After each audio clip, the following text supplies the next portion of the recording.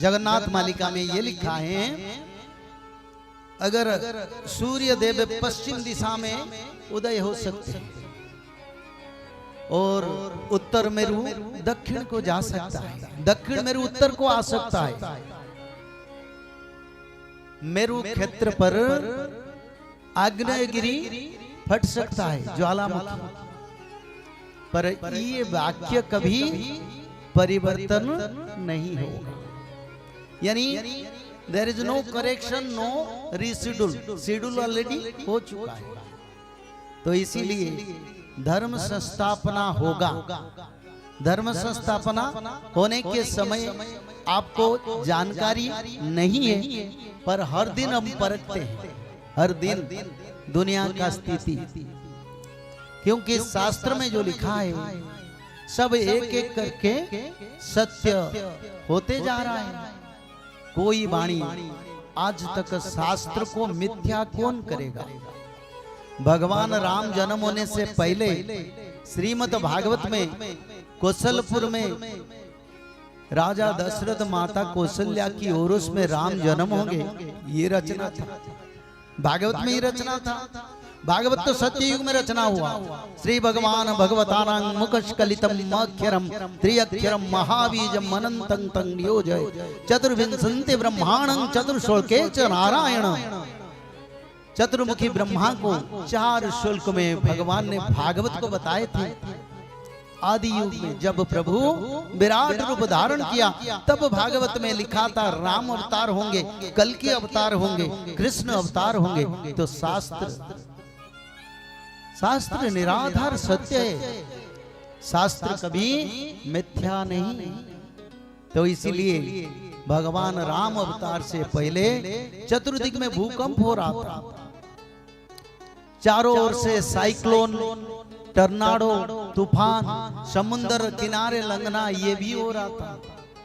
सूर्यदेव की गर्मी बहुत बढ़ गया था, लोग व्याधिग्रस्त हो गए थे, लोग भोजन के लिए तड़प रहे थे, सूखा पड़ रहा था। आज भी समय, इस साल से सूखा पड़ने का कार्य शुरू होगा। 2028 से 2032-34 तक 6 साल अकाल पड़ेगा, लोगों को भोजन नहीं मिलेगा।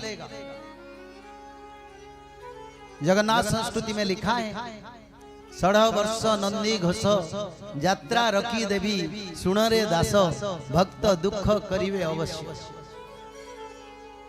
भविष्य मालिका में जगन्नाथ महाप्रभु के परम भक्त अच्युतानंद जी ने लिखे, 6 साल जगन्नाथ जी का रथ यात्रा बंद होगा। क्यों बंद होगा?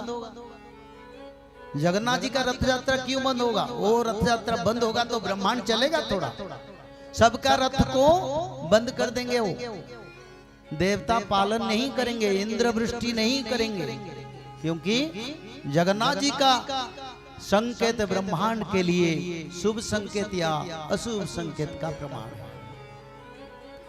16 वर्ष नंदी घोष यात्रा जेनो हिव 9 वर्ष पृथ्वी देवी हुई वे मौन। 9 साल तक धरती माता शस्य को गोपन करेंगे, खेती नहीं होगा, कीड़े लग जाएगा।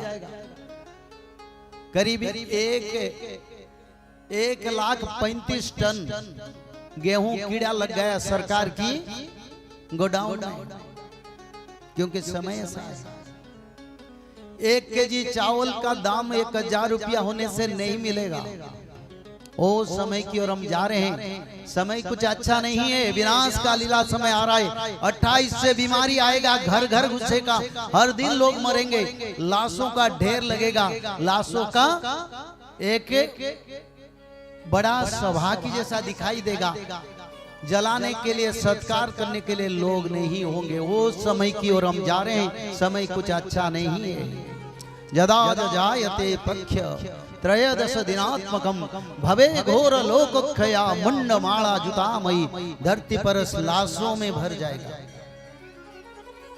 समय तो भगवान बड़ा दयालु कृपालु है, इसलिए क्या करते हैं ना, भगवान सूचक देते हैं, संकेत देते हैं, बदलो मनुष्य, तुम लोग बदलो। क्या बदलोगे? ना सत्य, शांति, दया, क्षमा, 4 पाद धर्म को आचरण करो, एक सत्यवादी बनो। सोच यानी पवित्रता, कामना, वासना, बातों में संयम, विचार में संयम और विश्वास रखो, सभी के प्रति दया करो और क्षमा, कोई बड़े गलती करे तो उसको क्षमा दे दो। सत्ययुग के चारों पाद धर्म को आचरण करने वाले लोग सत्ययुग को जाएंगे। जो लोग आचरण नहीं करेंगे उनका बीमारी, रोग और प्रकृति पंचभूत प्रलय में विनाश होगा। ये शास्त्र में लिखा है, मैं नहीं लिखा हूं। महाभारत की वन पर्व में 13 दिन या पक्ष के समय ऐसा होगा।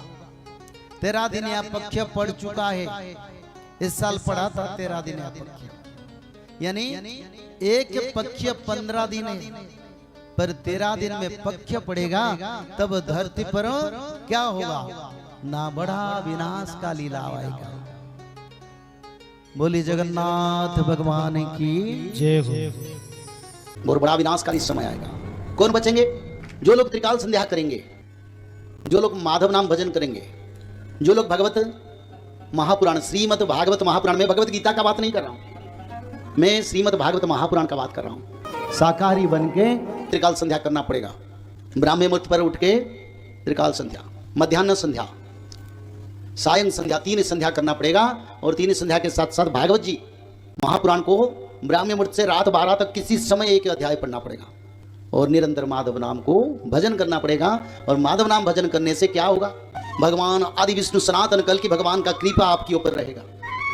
जब यहाँ गोलियां बरसेगा, मिसाइल बरसेगा, पंचवत का प्रलय होगा, तब माधव नाम भज के भक्त लोग रक्षा हो जाएंगे और तृतीय विश्व युद्ध के बाद सत्ययुग का आगमन होगा। जय श्री माधव। जल प्रलय, महामारी और भूकंप, अग्नि प्रलय, वर्ल्ड वार 3 और महाविनाश, ये तो एक दिन होना ही है। लेकिन इस सब से आप बच कैसे सकते हैं? सबसे पहले नॉनवेज खाना छोड़ दीजिए, अंडा भी नहीं खाना है, और किसी भी तरह का नशा मत करिए और गलत काम मत कीजिए, और सत्य, प्रेम, दया, क्षमा और शांति का आचरण कीजिए। और 3 चीज कीजिए, उसमें से सबसे पहला है त्रिकाल संध्या यानी त्रिसंध्या। उसको दिन में 3 बार करते हैं। जैसे सुबह में करते हैं ब्रह्म मुहूर्त में, सुबह 4 बजे से लेकर के 6 बजे के बीच में आप कभी भी कर सकते हैं। लेकिन आपको समय नहीं मिला तो समय आप आगे पीछे कर सकते हैं, आधा घंटा 1 घंटा पीछे कर सकते हैं। दोपहर में 11:30 बजे से लेकर के दिन का 1 बजे तक कर सकते हैं, उसके बीच में शाम को 5 बजे से लेकर के 6:30 बजे तक कर सकते हैं। दिन भर में 1 बार नहा के त्रिकाल संध्या जरूर करें। बाकी समय आप हाथ पैर मुंह धोकर भी कर सकते हैं और 3 बार आप श्री गंगे बोल करके स्टार्ट कर सकते हैं। जो दूसरा उपाय है वो है श्रीमद् भागवत महापुराण पठन। दिन में 1 अध्याय जरूर पढ़ें, दिन भर में 1 अध्याय जरूर पढ़ें, वो भी ना हो सके तो 1 पन्ना तो जरूर पढ़ें। अगर उतना भी समय नहीं है तो 1 श्लोक जरूर पढ़ें। तीसरा उपाय माधव नाम का जप करें, निरंतर करें, कोई भी काम करते हुए करें, हमेशा माधव नाम का जप करें। त्रिसंध्या का पीडीएफ, श्रीमद् भागवत महापुराण का पीडीएफ और भविष्य मल्लिका का फ्री ई बुक भविष्य मल्लिका पुराण, ये सब आपको डिस्क्रिप्शन बॉक्स में मिल जाएगा। भविष्य मल्लिका के बारे में अधिक जानकारी के लिए आप भविष्य मल्लिका के वेबसाइट पर संपर्क कर सकते हैं bhavishmallika.com। और अधिक जानकारी के लिए भी कल्कि अवतार ऑफिशियल चैनल को देख सकते हैं, जहाँ पर मल्लिका के बारे में खुलकर बातें रखी गई है, जहाँ पर आप लगभग 1000 जितना वीडियो आपको देखने को मिल जाएगा। और भी आपको अधिक जानकारी जानना है त्रिसंध्या के बारे में और कोई आपको सवाल है तो नीचे दिए गए नंबरों पर आप संपर्क कर सकते हैं।